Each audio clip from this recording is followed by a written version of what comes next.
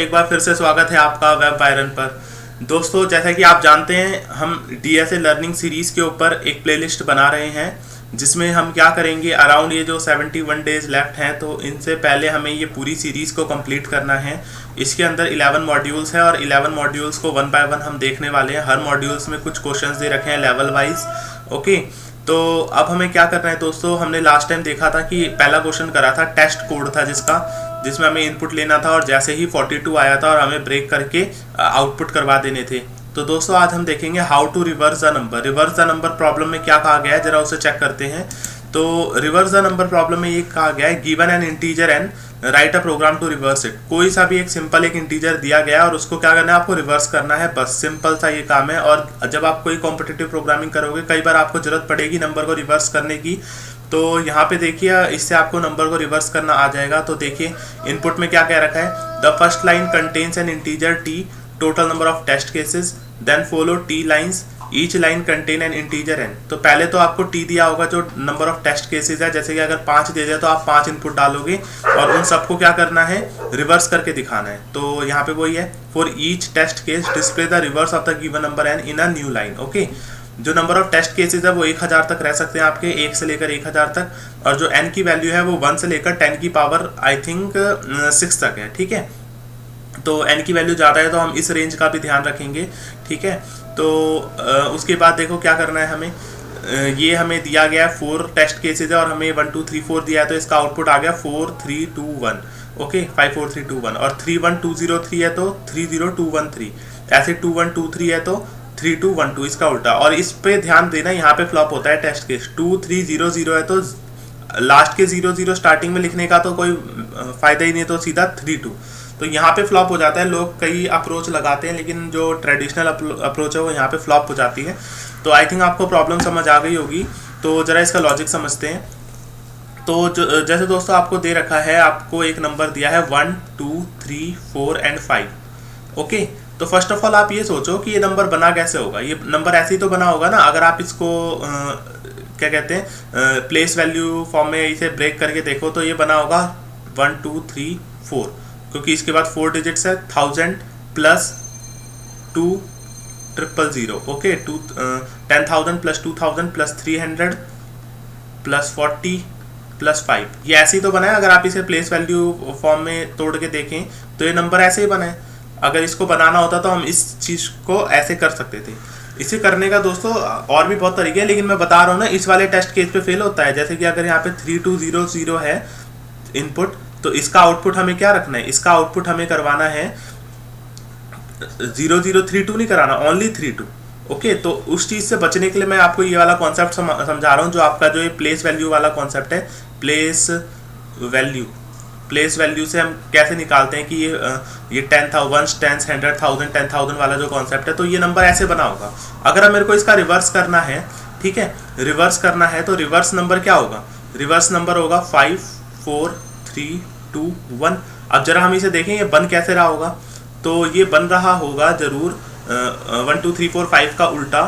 तो इसे आप ऐसे भी कर सकते हो, 5000 फिर then 4000 50,000 sorry 50,000 plus 4000 plus 300 plus 20 plus 1। जब इसे करोगे तो जब बन जाएगा 5 4 3 2 1। ओके, तो ये इस तरीके से भी आप कर सकते हो। तो एक्चुअली में ये जो प्लेस वैल्यू के पॉइंट ऑफ व्यू से आपको सोचना है। अब हम जरा देखते हैं क्या हम बैक साइड से अगर हम करें तो क्या उससे पहुंच सकते हैं। जैसे कि हमें एक टेस्ट केस दिया गया 1 2 3 4 5, तो 5 4 3 2 1 कैसे बनाएंगे। तो अगर हमें बैक साइड से सोचना होता तो इसको हम बना सकते हैं, ऐसे भी तो लिख सकते हैं कि 1 प्लस 20 प्लस 300 प्लस 4000 प्लस 50,000, ये भी तो सेम बात है। बस इसी को मैंने क्या कर रखा है, रिवर्स ऑर्डर में मैंने डिजिट्स लिए है, रिवर्स ऑर्डर। ठीक है, इसी को रिवर्स, लेकिन एक्चुअली में ये क्या है, एक्चुअल ऑर्डर है जो आपका स्टार्टिंग, यहाँ पे देखो 1 का पहले मैंने ये कर दिया। ठीक है, तो रिवर्स ऑर्डर में लिखूंगा तो जब भी ये क्या आ जाएगा 5 4 3 2 1, ये ऐसे आ जाएगा। ओके, और एक्चुअली में ये 1 जो है वो यहीं से पहले मिल रहा है, देन मेरे को 2 उसका क्या करना है 20 प्लस, ऐसे करके आपके पास ये सारे आ जाएंगे। ठीक है, तो इस चीज़ को ध्यान रखते हुए आपको ये प्लेस वैल्यू बस याद रखनी कि हम प्लेस वैल्यू का हम कुछ यूज़ करने वाले हैं, ठीक है। और उसके बाद ना वन बाय वन आप ध्यान देंगे कि ये डिजिट्स भी तो मेरे को लेनी है, वन बाय वन एक एक डिजिट्स को पिक करने का क्या कॉन्सेप्ट है कि 2 को कैसे 10 से मल्टीप्लाई करना है, 3 को फिर 100 से करना है, 4 को हमें क्या करना है 1000 से, देन 10,000 से, ये वन वन डिजिट्स पिक करने का कैसे कर सकते हैं। तो दोस्तों देखिए, अगर यहाँ पे हमारे पास एक नंबर दे रखा है 1 2 3 4 5, अगर आप कभी भी इसका मॉड 10 से करेंगे तो ये हमेशा आपको लास्ट डिजिट दे देगा। क्यों? इसका अगर आप इसको 10 से डिवाइड करेंगे तो जो रिमाइंडर है वो 5 आएगा। ओके, अब मेरे को नेक्स्ट स्टेप में क्या चाहिए, 4 चाहिए। तो नेक्स्ट स्टेप पे आने से पहले आप क्या करो, जो ये 1 2 3 4 5 है, 1 2 3 4 5, इसको क्या कर दो 10 से डिवाइड कर दो। 10 से डिवाइड करने से क्या होता है, इसकी जो एक्चुअल लेंथ है ना वो क्या हो जाती है, अब कम हो जाती है, अब वो इतना नंबर माना जाएगा। क्यों? क्योंकि 0.5 और ये इंटीजर है तो हम 1 2 3 4 ही लेंगे। तो नेक्स्ट स्टेप में क्या हो जाएगा हमारा 1 2 3 4, फिर मैं इसको मॉड 10 करूंगा तो मेरे पास अब 5 ना आकर के 4 आएगा। अब आप समझ पा रहे हो, मैं 1 1 डिजिट्स पिक भी कर पा रहा हूँ। ओके, देन उसके बाद क्या है, मेरे को इसकी लेंथ फिर से कम करनी है। तो फिर से कम करनी है तो मैं क्या करूंगा, 1 2 3 4 था, इसको फिर से मैंने क्या कर दिया डिवाइडेड बाय 10, तो अब इसकी एक्चुअल लेंथ इतनी ही बची है। ओके, तो अब देखिए यहाँ पे 1 2 3 को फिर से अगर मैं मॉड 10 करूंगा तो अब मेरे पास ओनली क्या आ जाएगा, 3 आ जाएगा। आई थिंक आप समझ पा रहे हो, ऐसे 1 1 बाय आप ये वाला काम जो होता है इससे क्या करते हैं, लेंथ रिड्यूस करते हैं, लेंथ रिड्यूस करवा रहे हैं हम इससे। और इससे क्या कर रहे हैं, जो हम यहाँ पे क्या कर रहे हैं कि mod by accessing the last digit, accessing last digit को एक्सेस कर रहे हैं। और उसके बाद जो मैंने आपको फंडा समझाया है कि हम क्या करते जाएंगे, प्लेस वैल्यू की तरह हम इसे ऐड करते जाएंगे तो ये हमारा हो जाएगा। इसको करने के और भी तरीके, कई लोग सोचते हैं एरे की फॉर्म से करें वगैरह, ठीक है, स्लाइसिंग कर करके एरे में डाल दो और एरे को रिवर्स ऑर्डर में प्रिंट करा दो, लेकिन उससे फर्स्ट इस केस में जाओगे वो 0 भी स्टोर हो जाएगा और उल्टे ऑर्डर में वो इसका आंसर उस केस में आ जाएगा 0 0 3 2। हमें ये नहीं कराना, ये तो यहाँ पे रॉन्ग हो जाएगा, हमें ओनली 32 कराना है, ठीक है। तो देखिए अब इससे हम किस तरीके से कर रहे हैं, इसका प्रोग्राम देख लेते हैं। तो सबसे पहले उन्होंने ये कहा है कि नंबर ऑफ टेस्ट केसेस, उसके लिए मैंने एक टी नाम का वेरिएबल लिया और एक मैंने एल डिजिट करके, मतलब लास्ट डिजिट एक्सेस करने के लिए एक वेरिएबल दिया है एल डिजिट, जिसे मैंने इनिशियलाइज कर दिया स्टार्टिंग में 0। ओके, अब मैं क्या करूंगा, टेस्ट केसेस को कम करता चाहूंगा वाइल टी माइनस माइनस, ठीक है, और इसके अंदर हमारा छोटा सा प्रोग्राम होगा। तो फर्स्ट ऑफ ऑल मैंने क्या लिया है, इंट लिया है एन, ठीक है। तो देखो दोस्तों, ये आपका क्या कहते हैं, एन की जो रेंज है हमें बताया गया था 10 की पावर 6। तो जो ये आपका 64 बिट कंपाइलर है तो इसमें कोई प्रॉब्लम नहीं है, 10 की पावर 6 से ज़्यादा ही रेंज होती है इसकी। तो आप इस बात का जरूर ध्यान रखिएगा कि 32 बिट कंपाइलर, और 32 बिट कंपाइलर में कितनी होती है,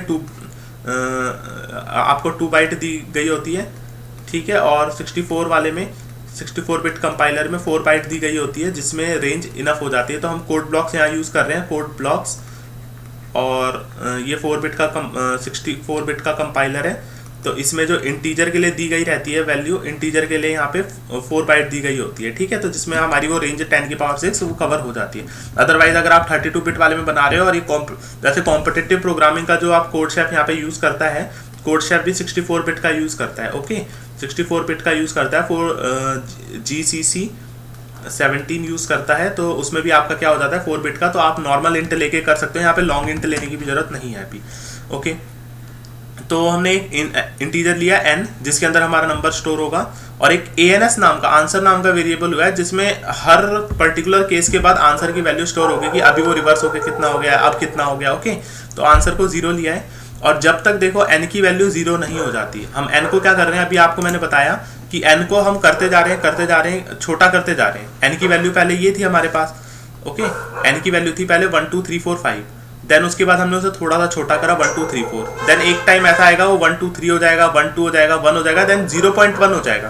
तो जब 0.1 क्या है, 0.1 क्या है, 0 से छोटा है, तो हमें कहा है जब तक वो 0 से बड़ा है, जब तक इस ऑपरेशन को करवाते जाना है। क्या कराना है, लास्ट डिजिट को एक्सेस करना है। कैसे एक्सेस करना है, n मॉड्यूलो 10, मैंने अभी आपको बता दिया, for accessing the last digit. फिर लेंथ को रिड्यूस कर देना है, हमने उसको 10 से डिवाइड कर दिया, और आंसर के अंदर क्या कर देना, answer is equal to answer into 10 plus L digit.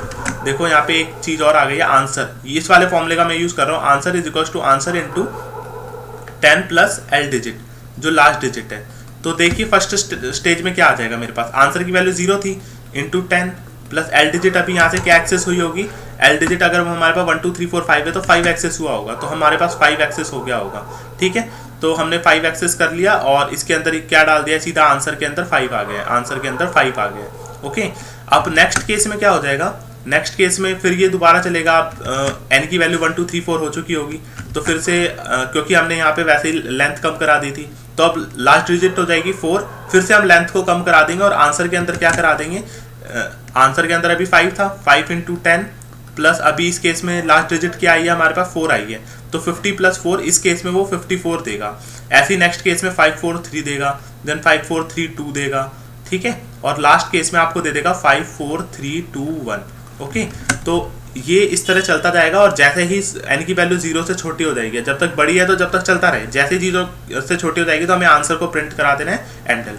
Okay, तो ये फंडा था दोस्तों। तो इसमें आपका जो मेन जो फॉर्मूला है वो ये वाला फॉर्मूला है कि आंसर इज इक्वल्स टू, इस वाले से आप वो इस टेस्ट केस से बच गए कि जो 3200 का 32 कैसे आता है। ओके, तो ये फंडा था, इसमें प्लेस वैल्यू का कॉन्सेप्ट यूज हो रहा था। तो आई होप आपको ये समझ आया होगा। अब इस कोड को दोस्तों हम सबमिट करके देखते हैं अपने कोड शेफ पे। तो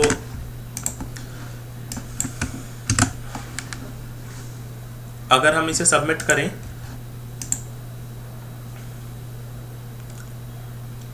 ये सबमिशन क्यूड में दिखा रहे हैं,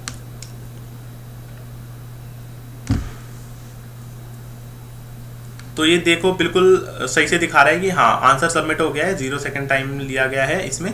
ओके, तो दोस्तों थैंक यू सो मच। अगर समझ आया होगा तो आप ज़रूर लाइक शेयर और सब्सक्राइब करेंगे, और अगर नहीं आया तो आप डिसलाइक करके ज़रूर कमेंट करिएगा, so that we can improve in the next time. Okay, thank you so much दोस्तों।